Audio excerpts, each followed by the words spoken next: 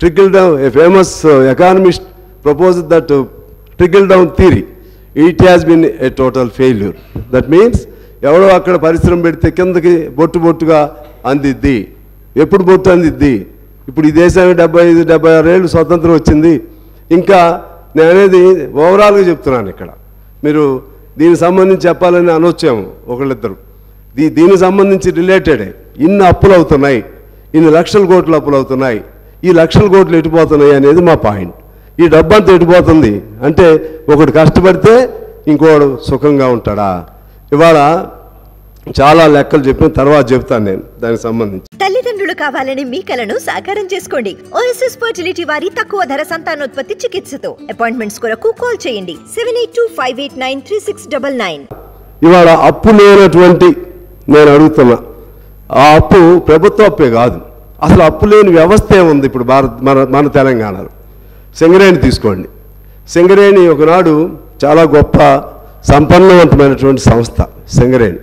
అది ప్రభుత్వానికి సంబంధం లేదని అనొచ్చు, కార్పొరేషన్ కాబట్టి వాళ్ళ అప్పులు వాళ్ళు అనొచ్చు. కానీ సింగరేణిలో ఆదాయం అంతా ప్రభుత్వానికి వస్తున్నాయి. సింగరేణిలో సంపాదించిన డబ్బులన్నీ ఈ 10 ఏళ్ల కాలంలో అది సిఎస్ఆర్ పాలసీయా డిఎంఎఫ్టి పేరుతోనూ ప్రభుత్వమే తీసుకుంటుంది. కనకదుర్గమ్మ ముక్కుపూడకు కూడా ఈ డబ్బులే పోయినాయి, మా డబ్బులే, సింగరేణి డబ్బులు పోయినాయి.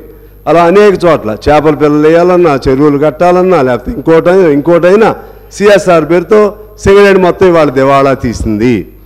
మామూలు దివాళా కాదు, జీతాలు కూడా సింగరేణి వాళ్ళు బ్యాంకుల్లో అప్పులు తీసుకున్న దుస్థితి ఎప్పుడు లేదు. మొన్న మంత్రి గారు రివ్యూ పెట్టారు. అక్కడ రివ్యూ పెడితే అవుట్ సోర్సింగ్ దాదాపు ఇంతకుముందు మా కేసీఆర్ గారు ఆ రోజుల్లో 1,20,000 కార్మికులు ఉండేవాళ్ళు సార్ సింగరేణిలో.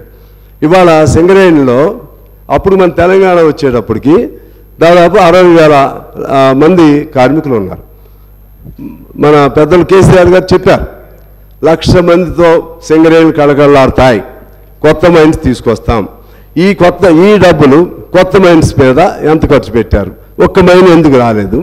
60,000 మంది సింగరేణి కార్మికులు ఇవాళ 39,000 మందికి ఎందుకు దిగిపోయారు? అనేది ఒక కేసీఆర్ గారు లేకపోతే ఆ పాత ప్రభుత్వమే కాదు, మొత్తం వ్యవస్థ మన ప్రయారిటీస్లో తేడా రావటం వల్ల అది ఉపయోగం జరగట్లేదు అనేది నా పాయింట్. ఇవాళ దాదాపు పర్మనెంట్ కార్మికులు ఎంతమంది ఉన్నారు? సింగరేణి కార్మికులు అంతమంది ఉన్నారు. జీతాలు బ్యాంకుల్లో తీసుకొస్తున్నారు. అది సింగరేణి ఆ విధంగా పేపర్ మీద మాత్రం ఉంటుంది, డిపాజిట్స్ ఉన్నాయి, ఆస్తులు ఉన్నాయి, లెక్కలన్నీ ఉన్నాయి. మరి జీతాలు ఎందుకు అప్పులు తీసుకురావాలి బ్యాంకుల్లో? సింగరేణి అవుట్, ఆర్టీసీ అవుట్, మన పవర్ సెక్టార్ అవుట్. ఇట్లా ఇందాక ఉత్తమ్ గారు చెప్పారు, అది మన సివిల్ సప్లైస్ అది అవుట్.